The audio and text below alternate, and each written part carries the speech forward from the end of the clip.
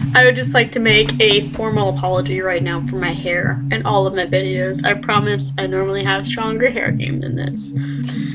Today, I'm going to talk about mental disorders and that being handled in the classroom by educators. I know that Tumblr is a website that's famous for overreacting, and I absolutely agree with that. And I see a lot of posts about people bitching about how their teachers don't understand their PTSD triggers and depression and anxiety, and they misgender them. And I'm not sure if it's occurred to any of them to tell their teacher what their pronouns are. If you don't tell your teacher what's going on with you, your teacher's not going to know. This can lead into a really long discussion about how we should just call everybody they until we learn what their pronouns are. But if that's ever going to happen, it's going to be a long time from now. I made a post about this on Tumblr today, which is the only reason it's coming up.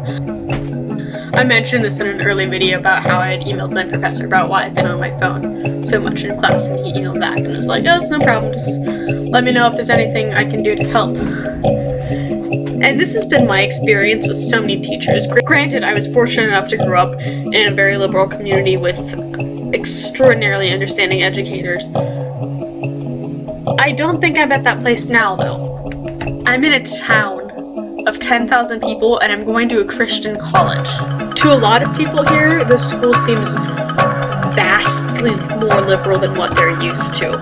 But I think an important thing to remember is that there is a spectrum of conservatism and liberalism, and everything falls on that spectrum, and that spectrum isn't related to one's perception. If we take every higher level institution in the country and line them up from conservative to liberal, my school will fall on one part of that spectrum, and that's where that school is going to stay until the student body changes and everything.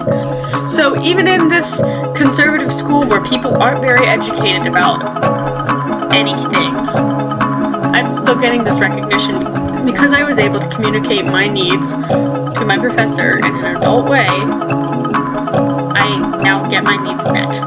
I can't stand people just sitting there bitching about how they're being misgendered. If you don't come out to your teacher, of course they're going to misgender you, because that is what it literally says on your record. So why would they have any reason to assume that that's not the pronouns that you use? Let's say someone is raped, and talking about rape or talking about certain things is going to be triggering to their PTSD about that. In order for the teacher to know and accommodate those needs, you have to tell the teacher to avoid doing that in class, or it doesn't work. I think a lot of classes are taught with the assumption that every student in the room is a neurotypical cisgendered heterosexual person. And that's obviously not true. The reason that assumption is made is because the majority of the population is like that. And I'm not saying that's right. It's not okay to assume anything about people.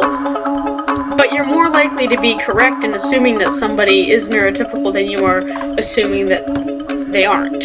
You can also incorrectly assume that people are gay or trans, and that can hurt their feelings too. For example, 13-year-old me. I dressed butch. That was the best way to describe my fashion sense in 8th grade, was absolutely, totally butch. And everyone thought I was gay. And that hurt. I wasn't gay. I didn't know I was gay at the time, but that hurt so much thinking that they were making that assumption about me. I think because of all the stigma in society, I honestly do think it's safer for people to assume that people are typical. And because of the fact that people who aren't typical are the minority in the majority of cases, I think it is partially that person's responsibility to speak up and be a self-advocate. I would like it to be kept in mind that I am saying this as a queer individual who is disordered.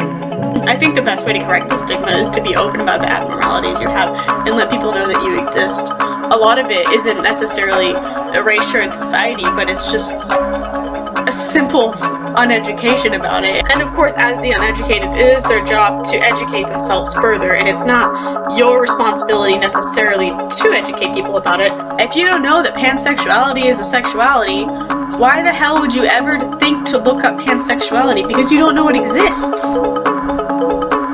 it's going to take coming into contact with someone who knows what it is in order for that person to know. And I think if you're not comfortable personally educating them about it or starting them off, I think it is somewhat your responsibility to point them to reputable sources that can help them get the most correct information they can about this thing, so they don't come up with more stigmas and stereotypes and think that it's just a made-up sexuality that nobody has and it's just attention or Tumblr people. So those are my thoughts. I like arguments, so